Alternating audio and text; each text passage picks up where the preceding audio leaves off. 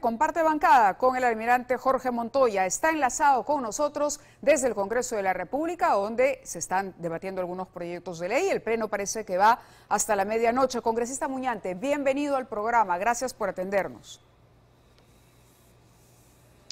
Muy buenas noches, Mávila. Muchas gracias por la invitación. Al contrario, ¿comparte usted la posición de su colega de bancada?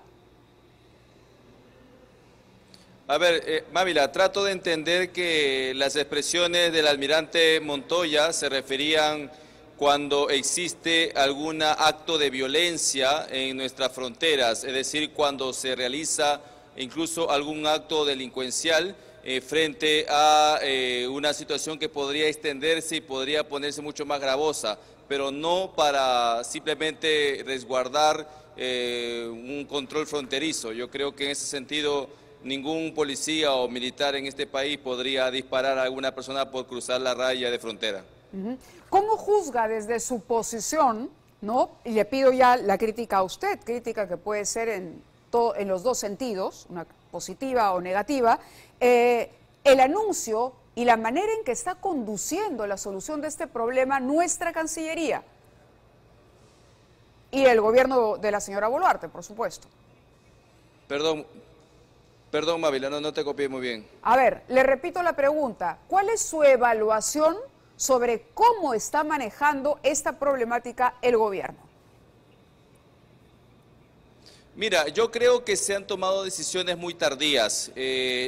Lo que estábamos viendo en las fronteras es una problemática que se estaba presentando hace bastante tiempo. Sin embargo, hemos pedido, muchos congresistas y algunas personas, políticos, han solicitado la ayuda de las Fuerzas Armadas en el control fronterizo, pero no hemos visto esa reacción oportuna. Tras las noticias del día de hoy, durante el día, donde muchas personas comenzaron incluso a correr para ingresar a nuestro país, es cuando recién se ha dispuesto que las Fuerzas Armadas puedan estar en la frontera. Yo creo que esa decisión ha sido tardía, esa decisión se tuvo que haber tomado con muchos días de antelación, sin embargo, hoy recién se está ejecutando y creo que es lo pertinente, es lo razonable. De acuerdo. Quería preguntarle también, en el Congreso chileno está por debatirse un proyecto de ley para transformar o darle categoría de delito a la migración ilegal, ¿no? ¿Cuál cree que debería ser la respuesta del Congreso peruano? ¿O qué supone usted se podría hacer desde el Congreso para encontrar una alternativa de solución a lo que estamos viendo? Tengo entendido que se quiere elaborar un proyecto en ese sentido para declarar como delito la inmigración ilegal. Todavía tenemos que evaluar y estudiar esa propuesta para ver cuál es su pertinencia y cuáles son, digamos, los alcances de esta propuesta legislativa.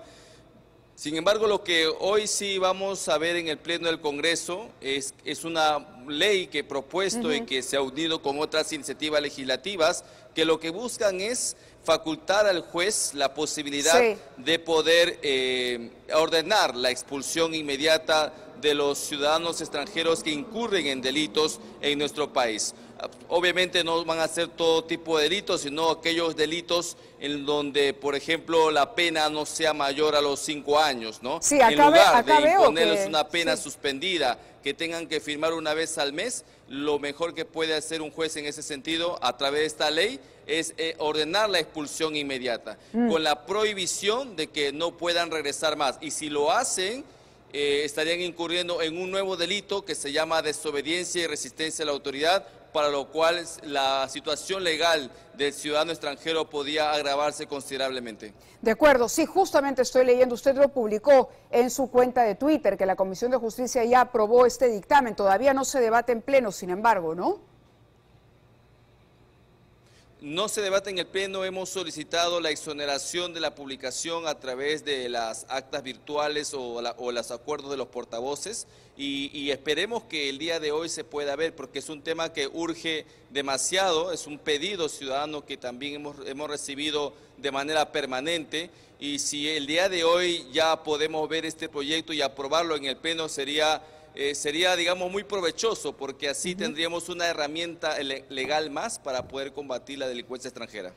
Bien, al día de ayer recordábamos, congresista Muñante, todo lo que, sucedió en nuestro país durante el pésimo manejo que se hizo de la pandemia. No, el día de ayer conocimos que la Fiscalía tiene una denuncia constitucional contra el señor Vizcarra, entre otras cosas por haberse vacunado en secreto, ¿no? Aduciendo que él era parte de un ensayo cuando él sabía que la vacuna funcionaba y cuando aquí los peruanos no teníamos acceso a vacunas. Sin embargo, él, su entorno y altos funcionarios de su gobierno se protegieron anticipadamente y, lo que es peor, a espaldas del país. El día de hoy usted está sumando una denuncia constitucional, en este caso como congresista, en contra del exministro de Salud, Víctor Zamora, y entiendo que es por la compra de pruebas rápidas. ¿Puede explicarnos un poco más sobre esta denuncia y en qué la basa y qué delitos eventualmente habría cometido el señor Zamora en su calidad de ministro de Salud durante el gobierno de Vizcarra?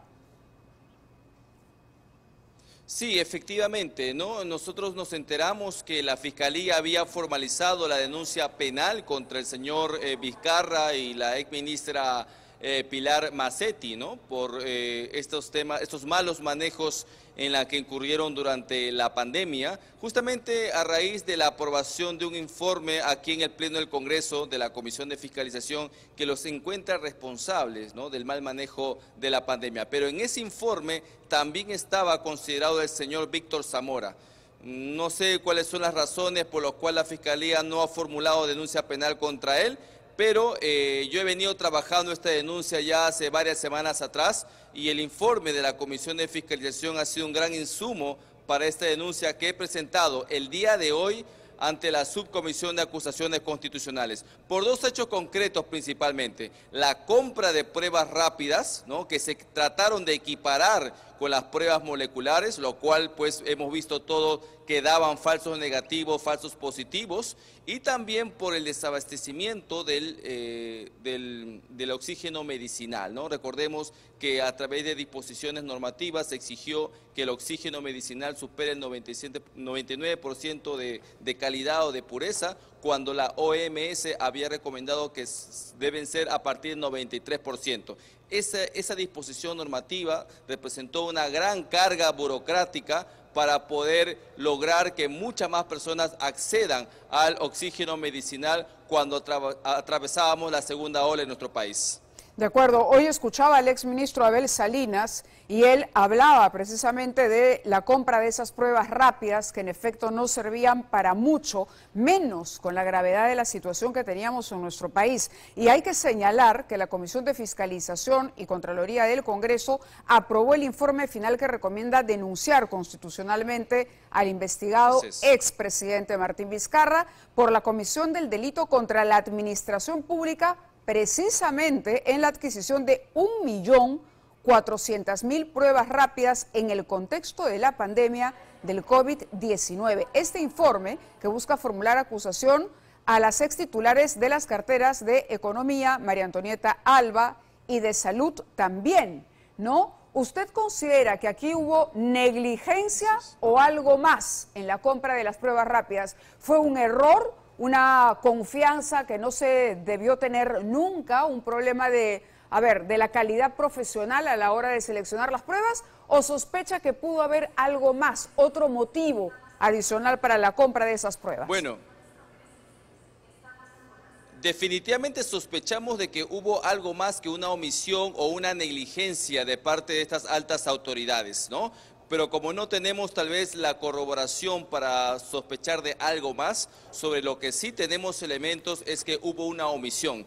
Esa omisión nutre esta denuncia constitucional y estoy confiado y seguro que la investigación que se va a abrir en torno a este tema, no solamente aquí en el Congreso, sino cuando esto sea aprobado por el Pleno y pase al Ministerio Público, allí se pueda determinar realmente si ha habido otras motivaciones que condujeron a esta toma de decisiones que le costó la vida a miles de peruanos. De acuerdo, congresista, le agradezco muchísimo este enlace, lo dejo continuar participando del Pleno a esta hora, sé que todavía tiene trabajo para para un buen rato más. Muy amable ha sido Alejandro Muñante, congresista de Renovación Popular, Gracias. conversando con nosotros. Vamos a la pausa y regresamos.